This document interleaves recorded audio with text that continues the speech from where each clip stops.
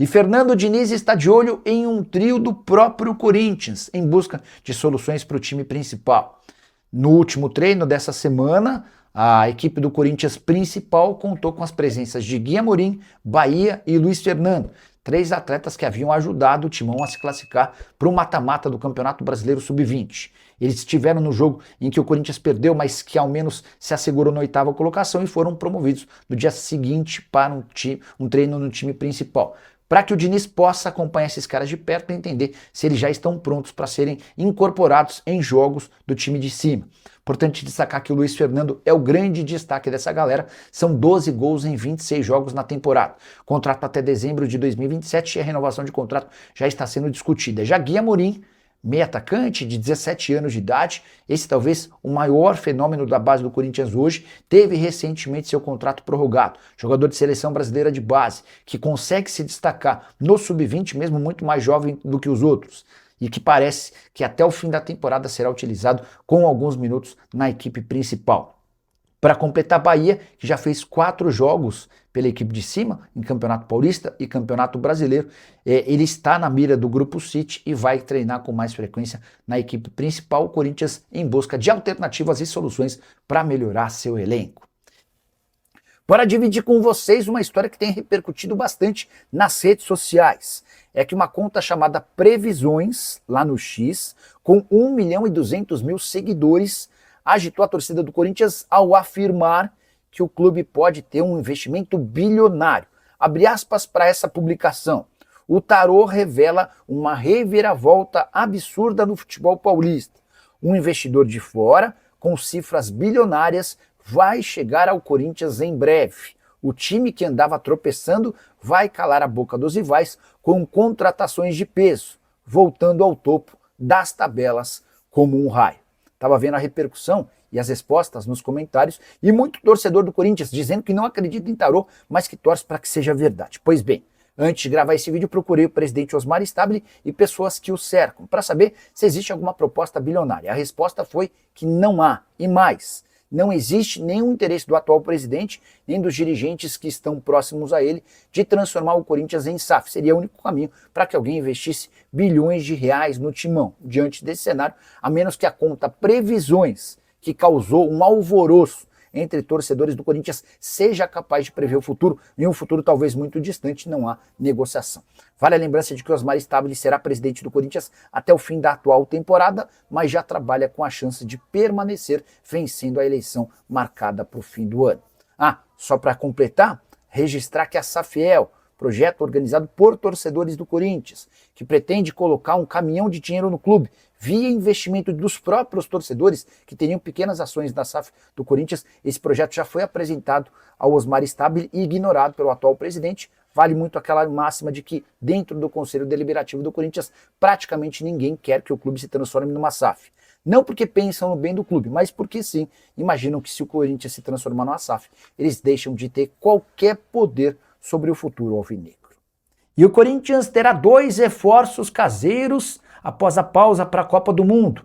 O atacante Vitinho e o lateral esquerdo Hugo retornaram aos trabalhos dentro de campo, ainda sob supervisão da equipe médica, mas praticamente liberados.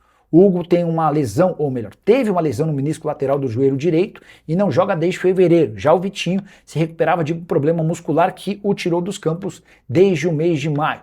A ideia é que eles passem a partir de agora por esse processo de transição física, ganhando cada vez mais carga muscular para que possam trabalhar com bola ainda na próxima semana. Importante registrar que essa intertemporada do Corinthians tem sido marcada por pequenos problemas. O Lingard precisou ser liberado para acompanhar o funeral de um familiar lá na Inglaterra. Memphis Depay ainda não se reapresentou. Ele foi eliminado com a seleção holandesa, mas terá direito a alguns dias de férias. Vale contar que o Corinthians tem amistoso programado contra o Cascavel no dia 12. Hora de falar sobre Lucas Ferreira, você vai lembrar dele. Atacante formado na base do São Paulo, hoje com 20 anos de idade, vendido no ano passado para o Shakhtar Donetsk por 10 milhões de euros. Nos últimos dias, surgiu a especulação de que ele poderia voltar ao Brasil para jogar no Corinthians, no Cruzeiro, no Galo ou no Bahia. Bora te atualizar sobre cada um dos casos. O Corinthians não tem nenhuma capacidade de investimento no Lucas Ferreira, embora tenha tentado a contratação do atleta na janela de janeiro por empréstimo. Na oportunidade, o Shakhtar disse que não tem a intenção de emprestar, um negócio só poderia acontecer diante de uma proposta definitiva. O Cruzeiro fechou com o Gabriel Peck e desistiu da contratação de jogadores para essa posição. O Atlético também só teria a condição de levar essa história adiante se conseguisse o Ferreira por empréstimo, enquanto o Bahia é aquele com capacidade financeira, mas ainda sem proposta. A tendência é que o Ferreira permaneça no Shakhtar, até porque o clube ucraniano ainda aposta no jogador, apesar da primeira temporada por lá bastante discreta. Foram 30 jogos, 3 gols e 2 assistências, várias das partidas na condição de reserva e sendo utilizado apenas nos minutos finais.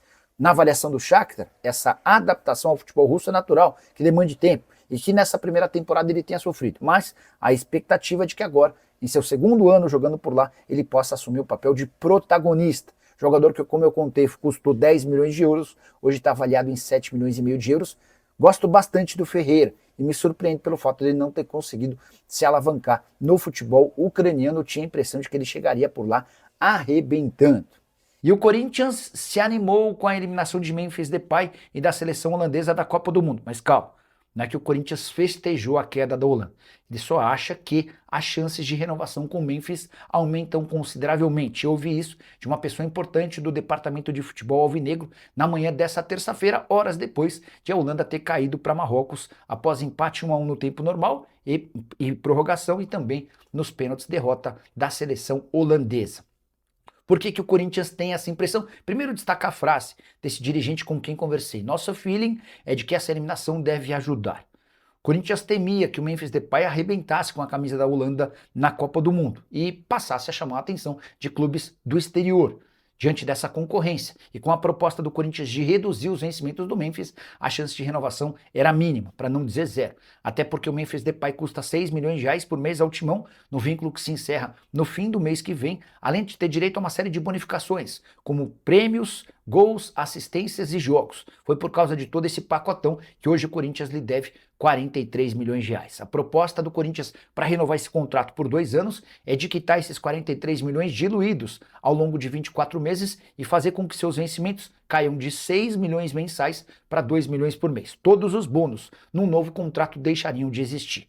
O Memphis não gostou da proposta, foi à Copa do Mundo e nem sequer respondeu ao Timão. Só que o desempenho dele com a camisa da seleção holandesa na Copa foi deprimente, especialmente para alguém que é o maior artilheiro da seleção de seu país. Ele não marcou nenhum gol, só participou de 3 dos 4 jogos. Contra Marrocos, nem sequer saiu do banco de reservas. E nas 3 partidas da fase de grupos, entrou apenas por alguns minutos. Total de 52 minutos, sem gol e com uma única assistência na vitória por 5-1 contra a Suécia. A avaliação do Corinthians é de que Memphis Depay sai menor da Copa do Mundo do que se previa, ou que se imaginava. E as propostas não devem ser tão interessantes.